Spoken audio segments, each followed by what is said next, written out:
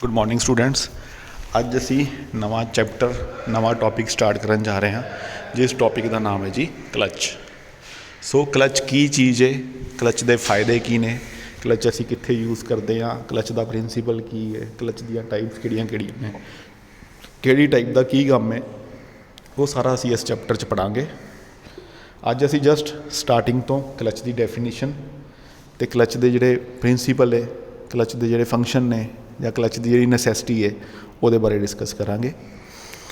सब तो पहले कि कहते भी क्लच है कि क्लच असी कहने किनू आ। डेफिनीशन के अकॉर्डिंग की है, it is a mechanism. Clutch की है, एक तरह का मकैनिज़म है which transmit rotary motion of one shaft to another shaft when it is desired. कहते क्लच एक ऐदा दा मकैनिज़म है जिहड़ा एक शाफ्ट की रोटरी मोशन नू दूजी शाफ्ट नू ट्रांसमिट करता है वैन डिज़ायर्ड, जदों जरूरत है। ठीक है जी। क्लच की हो गया, क्लच एक तरह का मकैनिज़म हो गया, एक ऐदा दा मकैनिज़म जिहड़ा एक शाफ्ट की रोटरी मोशन, मान लो एक शाफ्ट रोटेट करती पई है, एक शाफ्ट घूमती पई है, उस घूमती हुई शाफ्ट के नाल असी दूजी एक शाफ्ट होर घुमानी है। ਉਹਦੇ ਲਈ पावर ਨੂੰ कदों कनैक्ट करना है, पावर ਨੂੰ कदों डिसकनैक्ट करना है, अकॉर्डिंग टू आवर डिज़ायर, अपनी डिज़ायर के अकॉर्डिंग। ਉਹਦੇ ਲਈ ਆਪਾਂ ਜਿਹੜਾ ਮਕੈਨਿਜ਼ਮ यूज़ करते हैं ना, ਉਹਨੂੰ ਅਸੀਂ क्लच कहते हैं। It is a mechanism which transmit rotary motion of one shaft to another shaft when it is desired. कहते एक वो मकैनिज़म जिहड़ा किसी एक शाफ्ट का रोटरी मोशन दूजी शाफ्ट नू ट्रांसमिट करता है जदों डिज़ायर होवे, जदों जरूरत होवे, जदों आपां अपने अकॉर्डिंग शिफ्ट कराइए, उन्होंने असी क्लच कहने हैं। A most common manual clutch consist of 3 basic units. कहते जी असी किसी कॉमन क्लच की गल करते हैं ना, किसी आम क्लच की गल करते हैं तो वो ना 3 पार्ट्स जिहड़े ने वो जरूर होणगे हर क्लच दे विच। नंबर 1 दी driving unit which is attach to the engine and rotates with it. कहते पहला जिहड़ा पार्ट है क्लच का वो है जी ड्राइविंग यूनिट, जिहड़ा इंजन दे नाल लगा है तो इंजन दे नाल लगा है तो इंजन दे नाल ही घूमता है। जो इंजन असी स्टार्ट करते हैं, इंजन जो रोटेट करना स्टार्ट करता है, रोटरी मोशन पैदा करता है, उस रोटरी मोशन के नाल ही जिहड़ा पार्ट रोटेट करता है उन्होंने असी कहने हैं ड्राइविंग यूनिट। क्लच के 3 पार्ट होणगे। पहला पार्ट वो पार्ट है जिहड़ा ड्राइविंग यूनिट है तो लगा किहदे नाल है, वो इंजन के नाल लगा। मतलब जो इंजन ने रोटेशन देनी स्टार्ट करनी है ना, उदों क्लच जिहड़ा है वो रोटेट करना, अपना क्लच का जिहड़ा ड्राइविंग यूनिट है वो रोटेट करना स्टार्ट कर देता है। मतलब इंजन के स्टार्ट होने दे नाल जिहड़ी रोटेशन होंदी है उन्होंने असी ड्राइविंग यूनिट कहने हैं। दूजा part driven unit. Driven unit किहड़ा है? The driven unit which is attach to the transmission and rotate with it. कहते दूजा पार्ट है जी ड्रिवन यूनिट जिहड़ा अटैच है ट्रांसमिशन के नाल। ट्रांसमिशन मतलब गेयर बॉक्स हो गया। ट्रांसमिशन असी कहने किनू आ, इंजन की पावर नू टायरां तक पहुँचाने के लिए असी जो भी यूज़ करते पे हाँ, क्लच यूज़ करते पे हाँ, गेयर बॉक्स यूज़ करते पे हाँ, प्रोपेलर शाफ्ट यूज़ करते पे हाँ, डिफरेंशियल यूज़ करते पे हाँ, टायर यूज़ करते पे हाँ, एक्सल यूज़ करते पे हाँ, उस चीज़ को असी ट्रांसमिशन कहने हैं। सारे के सारे पार्ट को असी ट्रांसमिशन कहने हैं। कहते ड्रिवन यूनिट किहड़ा है? जिहड़ा ट्रांसमिशन के नाल अटैच है, मतलब जिहड़ा गेयर बॉक्स के नाल अटैच है उन्होंने असी ड्रिवन यूनिट का नाम दे दिता। ठीक है जी। 2 पार्ट हो गए, एक ड्राइविंग यूनिट, एक ड्रिवन यूनिट। ड्राइविंग यूनिट मतलब जिन्हें घुमाना है, ड्रिवन यूनिट मतलब जिन्हों घुमाना है। ठीक है जी। ड्राइविंग यूनिट उदों घूमेगा जदों इंजन चलेगा, इंजन चलन के नाल, इंजन घूमन के नाल जिहड़ा पार्ट इंजन के नाल अटैच है तो इंजन के नाल घूमता पिया, उन्होंने असी ड्राइविंग यूनिट कहता। तो ड्राइविंग यूनिट ने अगे जिन्हों पावर देनी है उन्होंने असी ड्रिवन यूनिट कहता, जिहड़ा अटैच है गेयर बॉक्स के नाल। तीजा आ गया जी operating unit which engages and disengages the driving and driven members. Driving तो ड्रिवन मैंबर के विचकार एक लगा है ऑपरेटिंग यूनिट। उस ऑपरेटिंग यूनिट का काम की है, उन्हें ड्राइविंग यूनिट की पावर ड्रिवन यूनिट तक पहुँचानी है। मतलब एक आ गया इंजन ਦੇ ਨਾਲ ਘੁੰਮਣ ਵਾਲਾ, ਜਦੋਂ ਇੰਜਨ ਸਟਾਰਟ ਹੋਏਗਾ, ਇੰਜਨ ਸਟਾਰਟ ਹੋਣ ਦੇ ਨਾਲ ਜਿਹੜਾ ਇੰਜਨ ਦੇ ਨਾਲ ਘੁੰਮੇਗਾ ਉਹ ਡਰਾਈਵਿੰਗ ਯੂਨਿਟ, ਠੀਕ ਹੈ, ਜਿਹਨੂੰ ਅਸੀਂ ਪਾਵਰ ਦੇਣੀ ਹੈ ਉਹ ਡਰਿਵਨ ਯੂਨਿਟ। ਵਿਚਕਾਰ ਇੱਕ ਆ ਗਿਆ ਓਪਰੇਟਿੰਗ ਯੂਨਿਟ। ਓਪਰੇਟਿੰਗ ਯੂਨਿਟ ਦਾ ਕੰਮ ਕੀ ਹੈ? ਓਪਰੇਟਿੰਗ ਯੂਨਿਟ ਦਾ ਕੰਮ ਹੈ ਵੀ ਡਰਾਈਵਿੰਗ ਯੂਨਿਟ ਤੋਂ ਪਾਵਰ ਲੈ ਕੇ ਡਰਿਵਨ ਯੂਨਿਟ ਨੂੰ ਅੱਗੇ ਪਾਵਰ ਜਿਹੜੀ ਹੈ ਉਹ ਉਹਨੇ ਟਰਾਂਸਮਿਟ ਕਰਨੀ ਹੈ। ਇਹ ਚੀਜ਼ ਹੈ ਕਲਚ। ਸੋ ਕਲਚ ਕੀ ਹੋ ਗਿਆ? ਕਲਚ ਇੱਕ ਤਰ੍ਹਾਂ ਦਾ ਮਕੈਨਿਜ਼ਮ ਹੋ ਗਿਆ ਜਿਹੜਾ ਇੱਕ ਸ਼ਾਫਟ ਦਾ ਰੋਟਰੀ ਮੋਸ਼ਨ ਦੂਜੀ ਸ਼ਾਫਟ ਨੂੰ ਟਰਾਂਸਮਿਟ ਕਰਦਾ ਹੈ ਜਦੋਂ ਸਾਨੂੰ ਲੋੜ ਹੈ ਅਕੋਰਡਿੰਗ ਟੂ ਆਵਰ ਡਿਜ਼ਾਇਰ। ਠੀਕ ਹੈ ਜੀ। ਇੱਕ ਕਲਚ ਦੇ ਵਿੱਚ 3 ਪਾਰਟ ਜ਼ਰੂਰ ਹੋਣਗੇ। ਪਹਿਲਾ ਡਰਾਈਵਿੰਗ ਯੂਨਿਟ ਜਿਹੜਾ ਇੰਜਨ ਦੇ ਨਾਲ ਨਾਲ ਡਰਾਈਵ ਕਰੇਗਾ, ਘੁੰਮੇਗਾ। ਦੂਜਾ ਡਰਿਵਨ ਯੂਨਿਟ ਜਿਹੜਾ ਅੱਗੇ ਪਾਵਰ ਨੂੰ ਅੱਗੇ ਟਰਾਂਸਮਿਟ ਕਰੇਗਾ। ਡਰਿਵਨ ਤੋਂ ਬਾਅਦ ਓਪਰੇਟਿੰਗ ਆ ਗਿਆ, ਉਹ ਪਾਰਟ ਜਿਹੜਾ ਡਰਾਈਵਿੰਗ ਯੂਨਿਟ ਨੂੰ ਡਰਿਵਨ ਯੂਨਿਟ ਦੇ ਨਾਲ ਜੋੜੇਗਾ, ਉਹਨੂੰ ਅਸੀਂ ਕਹਿ ਦਿੰਦੇ ਹਾਂ ਓਪਰੇਟਿੰਗ ਯੂਨਿਟ। ਨੈਕਸਟ ਕੀ ਹੈ? ਨੈਕਸਟ ਇੱਕ ਉਹਨਾਂ ਨੇ ਡਾਇਗਰਾਮ ਦਿਖਾਇਆ, ਇੱਕ ਇਮੇਜ ਦਿਖਾਈ ਹੈ। ਉਸ ਇਮੇਜ ਦੇ ਵਿੱਚ ਤਿੰਨੋਂ ਪਾਰਟ ਦਿਖਾ ਦਿੱਤੇ। ਇਹ ਆ ਗਿਆ ਜੀ ਡਰਾਈਵਿੰਗ ਯੂਨਿਟ, ਇਹ ਡਰਿਵਨ ਯੂਨਿਟ, ਇਹ ਓਪਰੇਟਿੰਗ ਯੂਨਿਟ। ਮਤਲਬ ਇਹ ਵਾਲਾ ਜਿਹੜਾ ਪਾਰਟ ਹੈ ਨਾ, ਇਹ ਹਮੇਸ਼ਾ ਇੰਜਨ ਦੇ ਨਾਲ ਲੱਗਾ ਹੈ, ਫਲਾਈ ਵੀਲ ਦੇ ਨਾਲ ਲੱਗਾ ਹੈ। ਇੰਜਨ ਸਟਾਰਟ ਹੋਏਗਾ, ਫਲਾਈ ਵੀਲ ਘੁੰਮਣਾ ਸਟਾਰਟ ਕਰੇਗਾ, ਨਾਲ ਇਹ ਪਾਰਟ ਘੁੰਮਣ ਲੱਗ ਪਏਗਾ। ਇਹ ਵਾਲਾ ਜਿਹੜਾ ਪਾਰਟ ਹੈ ਇਹ ਡਰਿਵਨ ਯੂਨਿਟ ਹੈ, ਇਹ ਅਟੈਚ ਹੈ ਗੇਅਰ ਬਾਕਸ ਦੇ ਨਾਲ।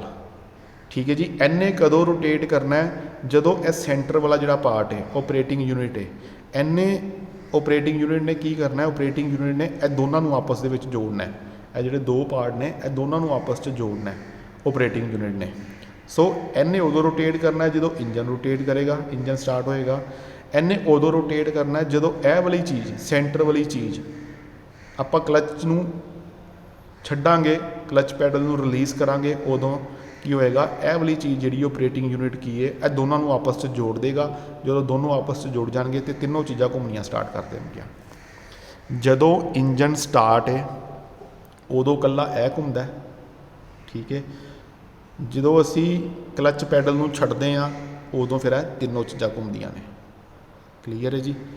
ਹੌਲੀ ਹੌਲੀ ਜਿੱਦਾਂ ਜਿੱਦਾਂ ਤੁਸੀਂ ਅੱਗੇ ਸਟੱਡੀ ਕਰਦੇ ਜਾਓਗੇ ਤੁਹਾਨੂੰ ਕਲੀਅਰ ਹੁੰਦਾ ਜਾਊਗਾ ਵੀ ਕਲਚ ਕਿੱਦਾਂ ਕੰਮ ਕਰਦਾ ਹੈ। ਮੀਨਵਾਈਲ ਇੱਕ ਕਲਚ ਦੀ ਤੁਹਾਨੂੰ ਇਮੇਜ ਦਿਖਾਤੀ ਜਿਹਦੇ 'ਚ ਤਿੰਨੋਂ ਪਾਰਟ ਦਿਖਾਤੇ, ਡਰਾਈਵਿੰਗ ਯੂਨਿਟ ਵੀ, ਡਰਿਵਨ ਯੂਨਿਟ ਵੀ ਅਤੇ ਸੈਂਟਰ ਦੇ ਵਿੱਚ ਓਪਰੇਟਿੰਗ ਯੂਨਿਟ ਵੀ। ਇਹੀ 3 ਪਾਰਟ ਆਪਾਂ ਪੜ੍ਹੇ ਸੀਗੇ, ਡਰਾਈਵਿੰਗ, ਡਰਿਵਨ ਅਤੇ ਓਪਰੇਟਿੰਗ। ਨੈਕਸਟ ਕੀ ਕਹਿੰਦੇ ਹੋ? Requirement of clutch. Requirement of clutch ਦੇ ਵਿੱਚ ਕੀ ਆ ਗਿਆ ਵੀ ਸਾਨੂੰ ਕਲਚ ਤੋਂ ਰਿਕੁਆਇਰਮੈਂਟ ਕੀ ਹੈ? ਸਾਨੂੰ ਜਿਹੜਾ ਕਲਚ ਚਾਹੀਦਾ ਹੈ ਉਹ ਕਿੱਦਾਂ ਦਾ ਚਾਹੀਦਾ ਹੈ? ਸਾਡੀ ਡਿਮਾਂਡ ਕੀ ਹੈ? ਕਲਚ ਕਿੱਦਾਂ ਦਾ ਹੋਵੇ? Number 1, it should have enough strength to transfer the required torque. ਜਿਹੜਾ ਕਲਚ ਅਸੀਂ ਯੂਜ਼ ਕਰੀਏ ਉਹਦੇ ਵਿੱਚ ਇੰਨੀ ਕੁ ਸਟਰੈਂਥ ਹੋਣੀ ਚਾਹੀਦੀ ਹੈ ਵੀ ਆਪਾਂ ਜਿਹੜੀ ਟੋਰਕ ਹੈ ਉਹਨੂੰ ਈਜ਼ੀਲੀ ਇੱਕ ਜਗ੍ਹਾ ਤੋਂ ਦੂਜੀ ਜਗ੍ਹਾ ਟਰਾਂਸਮਿਟ ਕਰ ਸਕੀਏ। ਠੀਕ ਹੈ ਜੀ। ਪਹਿਲੀ ਰਿਕੁਆਇਰਮੈਂਟ ਕੀ ਆ ਗਈ? It should have enough strength. ਇੰਨੀ ਕੁ ਸਟਰੈਂਥ ਕਲਚ ਦੇ ਵਿੱਚ ਹੋਣੀ ਚਾਹੀਦੀ ਹੈ ਤਾਂ ਜੋ ਅਸੀਂ ਉਹਦੇ ਨਾਲ ਜਿਹੜੀ ਟੋਰਕ ਹੈ ਉਹ ਇੱਕ ਜਗ੍ਹਾ ਤੋਂ ਦੂਜੀ ਜਗ੍ਹਾ ਟਰਾਂਸਮਿਟ ਕਰ ਸਕੀਏ। ਮਤਲਬ ਇੱਕ ਸ਼ਾਫਟ ਘੁੰਮਦੀ ਪਈ ਹੈ, ਉਹਦੇ ਨਾਲ ਆਪਾਂ ਦੂਜੀ ਸ਼ਾਫਟ ਘੁਮਾਉਣੀ ਹੈ। ਠੀਕ ਹੈ ਜੀ। ਉਹਦੇ ਲਈ ਜਿਹੜੀ ਪਾਵਰ ਹੈ ਉਹ ਤਾਂ ਟਰਾਂਸਮਿਟ ਹੋਏਗੀ ਵੀ ਜੇ ਉਹਦੇ 'ਚ ਇੰਨਾ ਕੁ ਸਟਰੈਂਥ ਹੋਏਗਾ। ਆਪਾਂ ਨਾ ਰਿਕੁਆਇਰਮੈਂਟ ਆਫ ਕਲਚ ਕਰਨ ਤੋਂ ਪਹਿਲਾਂ ਇੱਕ ਟੌਪਿਕ ਕਰਦੇ ਹਾਂ ਪ੍ਰਿੰਸੀਪਲ ਆਫ ਕਲਚ। ਉਹ 'ਚ ਤੁਹਾਨੂੰ ਕਲੀਅਰ ਹੋਏਗਾ ਕੀ ਚੀਜ਼ ਹੈ। ਪ੍ਰਿੰਸੀਪਲ ਆਫ ਕਲਚ ਦੇ ਵਿੱਚ ਕੀ ਆਉਂਦਾ ਵੀ ਕਲਚ ਦਾ ਕੰਮ ਕਰਨ ਦਾ ਪ੍ਰਿੰਸੀਪਲ ਕੀ ਹੈ। ਫਿਲਹਾਲ ਅਸੀਂ ਸਿਰਫ ਕਲਚ ਦੀ ਡੈਫੀਨੇਸ਼ਨ ਪੜ੍ਹੀ ਹੈ ਜਿਹਦੇ 'ਚ ਉਹਨਾਂ ਨੇ ਦੱਸਿਆ ਵੀ ਕਲਚ ਇੱਕ ਇੱਦਾਂ ਦਾ ਮਕੈਨਿਜ਼ਮ ਹੈ ਜਿਹੜਾ ਇੱਕ ਸ਼ਾਫਟ ਦੀ ਰੋਟਰੀ ਮੋਸ਼ਨ ਨੂੰ ਦੂਜੀ ਸ਼ਾਫਟ ਨੂੰ ਟਰਾਂਸਫਰ ਕਰਦਾ ਪਿਆ। ਉਹਦੇ 'ਚ 3 ਯੂਨਿਟ ਨੇ, ਡਰਾਈਵਿੰਗ, ਡਰਿਵਨ ਅਤੇ ਓਪਰੇਟਿੰਗ। ਹੁਣ ਆਪਾਂ ਗੱਲ ਕਰਦੇ ਹਾਂ principal of clutch the we clutch ਕੰਮ ਕਿਸ ਪ੍ਰਿੰਸੀਪਲ 'ਤੇ ਕਰਦਾ ਹੈ। ਉਹਦੇ 'ਚੋਂ ਕੀ ਕਹਿੰਦੇ ਨੇ? Suppose there are 2 disc as shown in figure. 2 disc ਨੇ, ਇੱਕ ਡਿਸਕ ਹੈ C, ਦੂਸਰੀ ਡਿਸਕ ਹੈ D, ਜਿੱਦਾਂ ਕਿ ਉਹਨਾਂ ਨੇ ਫਿਗਰ 'ਚ ਦਿਖਾਇਆ। ਠੀਕ ਹੈ ਜੀ। 2 ਡਿਸਕ ਨੇ, 2 ਪਲੇਟਾਂ ਨੇ। ਇੱਕ ਪਲੇਟ ਹੈ C ਪਲੇਟ, ਇੱਕ ਪਲੇਟ ਹੈ D ਪਲੇਟ। ਇਹ 2 ਪਲੇਟਾਂ ਤੁਹਾਨੂੰ ਦਿਖਾਤੀਆਂ, ਅਲੱਗ-ਅਲੱਗ ਪਲੇਟਾਂ ਨੇ as shown in figure. Initially, disk C was rotating at the speed of n rpm and disk D was stationary। ਕਹਿੰਦੇ ਸਟਾਰਟਿੰਗ 'ਤੇ ਕੀ ਸੀਗਾ, ਜਿਹੜੀ C ਡਿਸਕ ਸੀਗੀ ਨਾ ਉਹ ਰੋਟੇਟ ਕਰਦੀ ਪਈ ਸੀਗੀ, ਉਹ ਘੁੰਮਦੀ ਪਈ ਸੀਗੀ, ਅਤੇ ਜਿਹੜੀ D ਡਿਸਕ ਸੀਗੀ ਉਹ ਰੁਕੀ ਹੋਈ ਸੀ ਇੱਕ ਜਗ੍ਹਾ 'ਤੇ। ਇਨੀਸ਼ੀਅਲੀ ਜੇ ਆਪਾਂ ਸਟਾਰਟਿੰਗ ਦੀ ਗੱਲ ਕਰਦੇ ਹਾਂ, ਇਹ ਜਿਹੜੀ C ਡਿਸਕ ਹੈ ਇਹ ਰੋਟੇਟ करती पई है, D डिस्क जिहड़ी है वो रोटेट नहीं करती पई। ठीक है, जे C डिस्क रोटेट करेगी तो यदा मतलब जी A शाफ्ट है यह भी नाल रोटेट करेगी। दो शाफ्टां ने, एक A शाफ्ट है एक B शाफ्ट है। ठीक है, सिर्फ A शाफ्ट घूमती पई है, यह A शाफ्ट है यह B शाफ्ट है। सिर्फ A शाफ्ट घूमती पई है, A शाफ्ट घूमन दे नाल जिहड़ी C डिस्क है वो भी नाल घूमती पई है। ठीक है जी, D डिस्क जिहड़ी है वो रुकी हुई है, वो नहीं घूमती पई, वो स्टेशनरी है। तो जिहड़ी B शाफ्ट है वो भी नहीं घूमती पई, वो भी स्टेशनरी है। So there are two disc, दो डिस्क ने जिद्दां कि फिगर दिखाया, एक C डिस्क है एक D डिस्क है। इनिशियली जे आप स्टार्टिंग ते गल करते हैं तो जी C डिस्क है वो रोटेट करती पई है। वो रोटेट किन्ने RPM ते करती पई है, मान लो N RPM ते करती पई है। RPM मीनस रेवोल्यूशनस पर मिनट, एक मिनट दे विच उन्हें N RPM N चक्कर लगाए। And disc D was stationary, तो जी डिस्क D है वो नहीं घूमती पई। Now if load W is applied on the disc D to engage it with disk C, the force of friction comes in between them and disk D starts rotating। की कहते now कहते हुण जे असी W लोड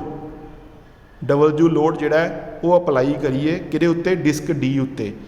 डिस्क D उत्ते जो आप W load apply करांगे तो डिस्क D की करेगी, अंगेज करेगी, जुड़ जाएगी किहदे नाल, डिस्क C दे नाल। डिस्क D तो डिस्क C दोनों आपस च जुड़ जाएगियाँ। The force of friction comes between them and disc D starts rotating. उस फोर्स ऑफ फ्रिक्शन के कारण की होएगा, डिस्क D जिहड़ी है वो भी रोटेट करना स्टार्ट कर देगी। यह देखो पहले की सीगा, C घूमती पई सीगी नाल A घूमती पई सीगी शाफ्ट, D स्टेशनरी सीगी B स्टेशनरी सीगी। उन्होंने की कहा, कहते D डिस्क जिहड़ी ना इहदे ते फोर्स लगाओ, इहदे ते फोर्स लगाओ, लोड लगाओ। ठीक है, W लोड आप इहदे ते अप्लाई किया, जदों आप D डिस्क ते लोड अप्लाई किया, जोर लगाया, वो D डिस्क ते C डिस्क आपस च जुड़ गईयां। दो डिस्क जिहड़ियां सीगियां पहले अलग अलग सीगियां, जदों आप D ते फोर्स लगाई C ते D दोनों आपस च जुड़ गईयां। जदों C ते D आपस च दोनों जुड़ गईयां ना, C ते घूमदी पई सीगी, उहदे नाल की होया, जिहड़ी D डिस्क सीगी वो भी नाल घूमन लग पई। पहले सिर्फ C घूमती पई सीगी, असी D जिहड़ी सीगी ਉਹਦੇ ਨਾਲ नहीं जुड़ी सीगी, अलग सीगी, वो अपनी जगह ते स्टेशनरी सीगी। आपां की कीता, D उत्ते फोर्स लगाती। जो आप D उत्ते फोर्स लगाई ना, C ते D आपस च जुड़ गईयां। C ते D आपस च जुड़न का मतलब की है, D भी C दे नाल घूमन लग पई। ठीक है, जदों D डिस्क घूमी, D डिस्क घूमन दे नाल की होया, जिहड़ी B शाफ्ट सीगी वो भी नाल घूमन लग पई। D डिस्क दे नाल जिहड़ी शाफ्ट लगी सीगी, B शाफ्ट सी जिन्हों कहता, B शाफ्ट जिहड़ी सीगी वो भी नाल रोटेट करन लग पई। सो की होया, रोटरी मोशन, एक शाफ्ट की रोटरी मोशन दूजी शाफ्ट नूं ट्रांसमिट कर गई with the help of this mechanism जिन्हों असी क्लच कहने हैं। इफ द लोड, अच्छा, the force of friction comes between them and disc D starts rotating. पहले कल्ली C डिस्क घूमती पई इसकी, बाद चो की होया, D डिस्क भी नाल रोटेट करन लग पई। If the load W is increased at the speed of disc D starts increasing to attain the value of N RPM। कहते जिहड़ा लोड आपां D डिस्क ते लाया, आपां एक लोड अप्लाई कीता सीगा W जिहड़ा आपां डिस्क D ते लाया सीगा, कहते जे आपां उस लोड नूं वधावांगे ना, if the load W is increased, जे उस लोड नूं वधावांगे, the speed of disc D, जिहड़ी डिस्क D की स्पीड होएगी वो वधन लग पेगी हौली हौली, increasing to attain the value of N RPM। वो हौली हौली वैल्यू वधन लग पेगी तो किहदे बराबर आ जाएगी, वो वैल्यू C के बराबर आ जाएगी। मतलब C ते D दोनों इक्को स्पीड ते घूमन गियां, जिहड़ी आपां वैल्यू रखी सीगी N RPM। स्टार्टिंग तो आप दसिया सीगा C N RPM ते घूमती पई है, तो ਉਹਦੇ ਨਾਲ ਕੀ ਹੋਏਗਾ, D भी जिहड़ी है वो भी N RPM ते घूमन लग Peggy. The clutch also follows this principal, जिहड़ा क्लच है वो भी इसे प्रिंसीपल नूं फॉलो करता है। ठीक है जी, हुण तुहानूं क्लच का जिहड़ा प्रिंसीपल है वो समझ लग गया भी क्लच जिहड़ा वो किस प्रिंसीपल ते काम करता है।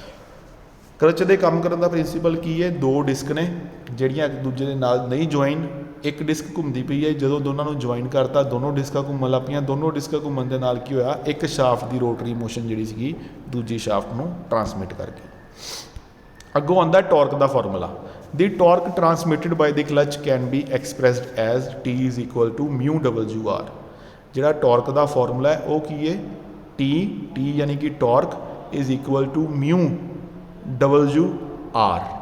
म्यू डबलयू आर, म्यू की चीज़ है कोफिशेंट ऑफ फ्रिक्शन। काहदा कोफिशेंट ऑफ फ्रिक्शन, जी असी क्लच प्लेट यूज़ करते पे हाँ वह कोफिशेंट ऑफ फ्रिक्शन। यह देखो यह क्लच प्लेट है, इस क्लच प्लेट के उपर जो मटीरीयल लगा है, यह मटीरीयल लगा है, ये कोफिशेंट ऑफ फ्रिक्शन की वैल्यू कितनी है। जिन्नी फ्रिक्शन की वैल्यू ज़्यादा होएगी उन्नी ज़्यादा पावर अगे ट्रांसमिट होएगी, जिन्नी फ्रिक्शन की वैल्यू घट होएगी उन्नी घट पावर की वैल्यू अगे ट्रांसमिट होएगी। नैक्सट आ गया जी म्यू तो बाद आ गया डबलयू। डबलयू की है, डबलयू इज़ दी एक्सीयल लोड। डबलयू है जी एक्सीयल लोड। एक्सीयल लोड का मतलब की है, एक्सीयल लोड का मतलब है जिहड़ा असी लोड लगाया, जिहड़ा असी डबलयू लोड लगाया, डबलयू लोड असी अपलाई किया, जिहड़ा असी लोड अपलाई किया वो है डबलयू। आपां जो डी डिस्क के उपर एक लोड लगाया सीगा वो डबलयू लोड जिहड़ा है उन्होंने असीं कहने एक्सीयल लोड, भी आपां कितना लोड लगाया। तो आर की है effective mean radius of friction face. R is the effective mean radius of friction face. वह मतलब की है भी जी क्लच प्लेट है, क्लच प्लेट के उत्ते जिहड़ा इफेक्टिव मटीरीयल लगा है वह रेडियस कितना है, मतलब सेंटर तो लैके यह रेडियस कितना है।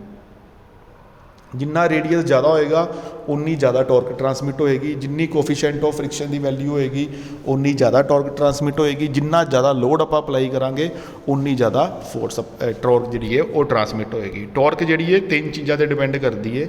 एक आ गया जी कोफिशेंट ऑफ फ्रिक्शन म्यू, दूजा आ गया एक्सीयल लोड, तीजा आ गया effective mean radius of friction face. भी जिन रेडियस कितना है, किन्ने मटीरीयल कित्थे मटीरीयल जिहड़ा है वो ज़्यादा लगा है, कित्थे मटीरीयल जिहड़ा है वो घट लगा है। ठीक है जी, यह सीगा प्रिंसीपल। आप हुण क्लच की डेफिनेशन भी पढ़ ली, क्लच का प्रिंसीपल भी पढ़ लिया। हुण आपां पढ़दे हां functions of clutch. Functions of clutch मतलब क्लच के काम की ने, क्लच असीं यूज़ कित्थे कित्थे करते हैं। Number 1 to engage the engine power to the gear box. जिहड़ी इंजन की पावर है उन्होंने गियर बॉक्स के नाल अटैच करने के लिए असीं क्लच का इस्तेमाल करते हैं। To disengage the engine power from the gear box, या तो आप पावर को अंगेज करने के लिए यूज़ करते हैं या डिसंगेज करने के लिए यूज़ करते हैं। कादी पावर, इंजन की पावर। जी इंजन की पावर है वो सब तो पहले फ्लाई व्हील से आती है, फ्लाई व्हील तो बाद क्लच से आती है, क्लच तो बाद गियर बॉक्स जाती है।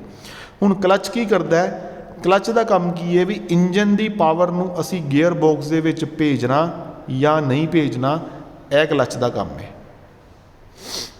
क्लीयर है, इंजन जी पावर पैदा करता पाया उन्होंने असी गियर बॉक्स के भेजना है या गियर बॉक्स के नहीं भेजना, वो काम किया है क्लच का। जी पावर जी है इंजन की उन्होंने गियर बॉक्स के नाल अंगेज करना या क्लच की जी पावर है उन्होंने गियर बॉक्स तो डिसंगेज करना, वो असी क्लच यूज़ करते हैं। यह हो गया क्लच का फंक्शन। दूजा फंक्शन, तीजा फंक्शन की आ गया to provide smooth and gradual operation to take up load without jerk. तीजे पॉइंट चो की कहना चाहते हैं, to provide a smooth and gradual operation to take up load without jerk.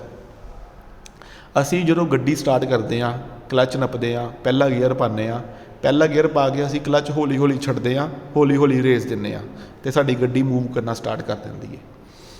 ऐदा ही मान लो भाजी बाइक चलाने, बाइक चलान के असी की करते हैं, क्लच प्रैस करते हैं, गियर पाने, हौली हौली क्लच छड्डते हैं, रेस देने, बाइक चलना स्टार्ट कर देंदा है। यही कहते जे क्लच ना होवे तो असी गियर जो पावांगे एकदम झटका लगना। ठीक है, वो झटका लग के जा तो बाइक बंद हो जानी है, जे असी रेस देवांगे तो बाइक ने एकदम स्पीड फड़ लेनी है।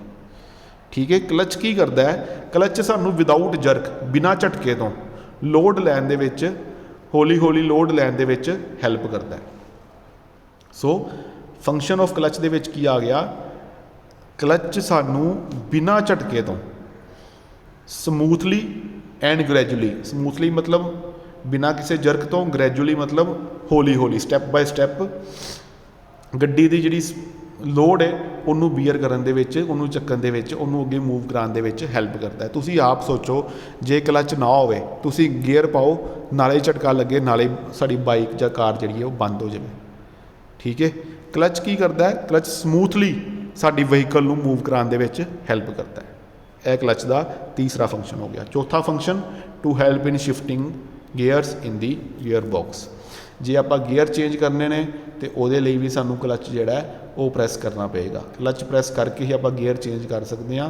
क्लच प्रैस किए बिना गियर चेंज नहीं हो सकते। असी क्लच प्रैस करते हैं, इंजन की पावर गियर बॉक्स वाल जानी बंद हो जाती है, आप गियर चेंज करते हैं, क्लच छड्डते हैं, फिर दोबारा इंजन की पावर गियर बॉक्स वाल जानी स्टार्ट हो जाती है। मतलब जो असी क्लच नूं प्रैस करना है ना, आप इंजन की पावर नूं अगे जाण तो रोकना है। जो असी क्लच नूं छड्डना है, असी इंजन की पावर नूं अगे जाण देना है। ठीक है जी। क्लच प्रैस करने का मतलब की होंदा है, इंजन की पावर नूं असी अगे जाण तो रोकता। ठीक है, यह सीगे तुहाडे functions of clutch. Functions of clutch तो पहले असी हुण आपां जिहड़ी चीज़ छड्डी सीगी वो सीगी requirements of clutch. Requirements of clutch की है भी सानू जिहड़ी क्लच तो नीड है वो की है, भी सानू क्लच किद्दां दा चाहीदा है। क्लच दी प्रॉपर्टीज समझ लो या क्लच दी क्वालिटी समझ लो। Requirement of clutch, requirement of clutch चो की कहते हैं, it should have enough strength to transfer the required torque. कहते क्लच दे विच इन्ना कुछ जोर होना चाहिए, इन्नी कुछ स्ट्रेंथ होनी चाहिए भी तां जो जी रिक्वायर्ड टॉर्क है ना, जी टॉर्क आप ट्रांसमिट कराना चाहते हैं वो ट्रांसमिट हो सके। एक शाफ्ट घूमती पई है, और नाल आपां दूजी शाफ्ट घुमानी है। पहली शाफ्ट जिन्नी टॉर्क से घूमती पई है, जिन्नी स्पीड से घूमती पई है, उन्नी टॉर्क अगे उन्नी स्पीड अगे ट्रांसमिट हो सके। उहदे लई क्लच दे विच भी थोड़ा जोर होना चाहिए। एवं माड़ी मोटी मतलब हल्का क्लच जिहड़ा है वो पावर नूं अगे ट्रांसमिट नहीं करा सकता सही तरह। दूजा point, the clutch facing should have good coefficient of friction. भी जिहड़ा क्लच की फेसिंग है, जिहड़ा क्लच ते असी मटीरियल यूज़ करते पे हैं, क्लच प्लेट जिहड़ी तुहानूं सेंटर 'च दिखाई सीगी ए वाली, ਇਹਦੇ ਤੇ ਅਸੀਂ ਜਿਹੜਾ मटीरियल यूज़ करते पे हाँ ਉਹਦਾ ਜਿਹੜਾ कोफिशिएंट ऑफ फ्रिक्शन है वो ज़्यादा होना चाहिए। The clutch facing should have good coefficient of friction. ਉਹਦੇ कोफिशिएंट ऑफ फ्रिक्शन की वैल्यू थोड़ी ज़्यादा होनी चाहिए है। अगले समैसटर ਦੇ ਵਿੱਚ ਤੁਹਾਨੂੰ एक सबजैक्ट लगेगा elements of design 5th semester ਦੇ ਵਿੱਚ। ਉਹਦੇ ਵਿੱਚ ਤੁਸੀਂ ਨਾ ਨੂਮੈਰੀਕਲ करोगे। ਨੂਮੈਰੀਕਲ ਕਾਹਦੇ करोगे? क्लच ਦੇ। बई एक इंजन है वो इन्नी पावर पैदा करता पाया, उन्हें उस पावर नूं अगे पहुँचाना है, वो वास्ते तुसी क्लच डिज़ाइन करो। फिर तुसी क्लच डिज़ाइन करोगे बई आपां कितनी मोटी शीट लवांगे फ्रिक्शन मटीरियल की, उसका रेडियस कितना होएगा, लोड कितना अगे ट्रांसमिट करेगा, वो सारी कैलकुलेशनस तुसी उहदे च स्टडी करोगे। सो जिहड़ा आपां म्यू गल कीती सीगी, म्यू ਉਹਦੀ ਜਿਹੜੀ वैल्यू है वो सही होनी चाहिए है, घट नहीं होनी चाहिए। जे वो वैल्यू घट होएगी तो क्लच स्लिप करेगा, फिर साडी पावर लॉस होएगी, सानू फायदा कोई नहीं।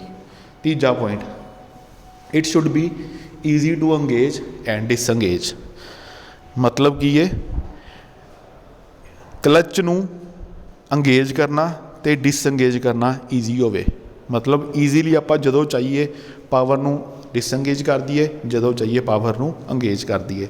तुसी आप सोचो एक इंजन, इन्ना वड्डा इंजन जिहड़ा चलदा पिया, इन्नी ज़्यादा पावर पैदा करता पिया, वो इन्नी ज़्यादा पावर नू असी अगे जाण तो रोकना है। किद्दां रोकदे हैं? जस्ट एक पैर दे नाल एक पैडल प्रैस करते हैं तो सारी दी सारी पावर अगे जाण तो रुक जाती है।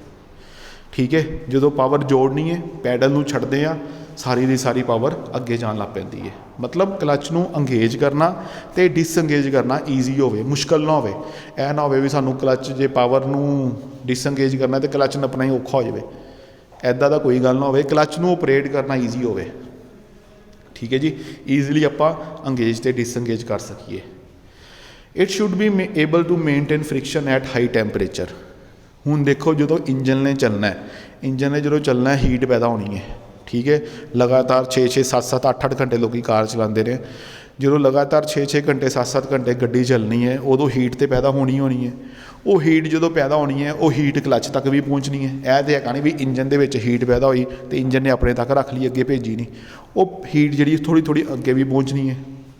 ठीक है, लगातार क्लच के घूमन के नाल भी हीट पैदा होनी है। वो कहते ऐदा ना हो जाए भी जो हाई टैंपरेचर हो जाए तो उदों क्लच का जी फ्रिक्शन प्लेट है, यानी कि जी क्लच प्लेट है वो काम करना ही बंद कर दे। ऐदा नहीं होना चाहिए। जिन्ना मर्जी टैंपरेचर बढ़ जाए, क्लच जोड़ा है वो उन्ना इफेक्टिवली काम करे, वो उदा ही काम करे जिदा लो टैंपरेचर पर करता पाया सीगा, हाई टैंपरेचर पर भी उदा ही फ्रिक्शन में मेनटेन करके काम करे। 5th, its operation must be gradual. जोड़ा क्लच का ऑपरेशन है वो ग्रैजुअल हो, मतलब यह ना हो क्लच अस छड्डिए तो एकदम झटका लगे। ठीक है। क्लच पैडल जिहड़ा वो ईजिली उन्होंने असीं प्रैस कर सकीए, ईजिली असीं उन्होंने छड्ड सकीए, मतलब ग्रैजुअली असीं प्रैस कर सकीए, ग्रैजुअली असीं उन्होंने छड्ड सकीए। ग्रैजुअल बारे तुहानूं पता होएगा, तुसीं सोम च पढ़िया होएगा ग्रैजुअल अप्लाई लोड की है, भी आपां हौली हौली जिहड़ा लोड लगाने आ वो आ गया ग्रैजुअली अप्लाइड लोड। ठीक है, उदां ही असीं हौली हौली क्लच नूं प्रैस करिए तो हौली हौली असीं क्लच नूं छड्डीए, ऐदां दा ऑपरेशन जिहड़ा वो होना चाहिए क्लच दे विच।